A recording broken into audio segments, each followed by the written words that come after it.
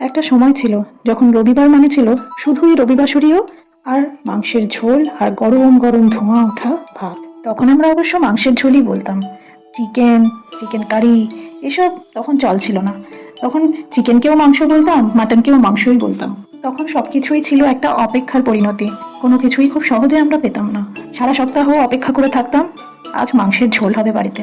হয় বাবা রান্না করবে, না হয় মা, যেই করুক না কেন সেটা থাকতো অমৃত সম। আর আজকাল মুঠোফোনের মতন সবকিছুই হাতের মুঠোর মধ্যে। যখন ইচ্ছা বাচ্চারাও চিকেন খাবো চিকেন খাবো বলতেই থাকে। আমার খুব মনে পড়ে, আমি যখন ক্লাস 11-এ পড়ি তখন আমি প্রথম চিকেন রান্না করেছিলাম।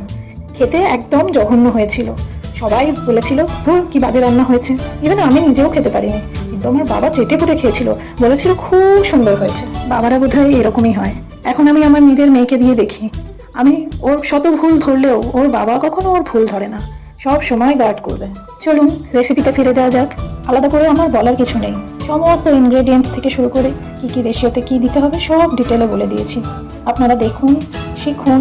আমার তো মনে হয় ব্যাচেলারদের জন্য আমার তৈরি করা এই রেসিপিটা একদম পারফেক্ট। তবে হ্যাঁ, কেউ কেউ ভাবতে পারেন চিকেনে আবার চিনি দেয় নাকি। এ বাবা, না, তাদের জন্য আমি বলে রাখি, চিকেনে আমি চিনি দিইনি। আমি তেলে চিনি দিয়েছি, চিনিটা একটু ক্যারামেলাইজড করেছি যাতে চিকেনের রংটা গাঢ় লাল হয়।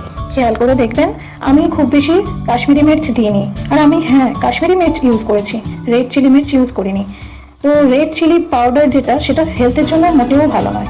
ওই জন্য আপনারাও এইভাবে চিকেনটাকে লাল করে বানাতে পারেন। এইরকমভাবে চিকেন বানানোর জন্য ম্যারিনেশনের কোনো দরকার নেই। আপনারা সব মশলা জোগাড় করে নিয়ে একেবারে চিকেনটা রান্না করে নিতে পারেন। আজ আমি আমার অনুভূতি শেয়ার করলাম রান্নার ছন্দে ছন্দে। আপনারাও আপনাদের অনুভূতি শেয়ার করুন। আর আমার ভিডিও ভালো লাগলে পাশে থাকবেন, সাবস্ক্রাইব করবেন আর লাইক কমেন্ট করে আমাকে এগিয়ে যেতে সাহায্য করবেন।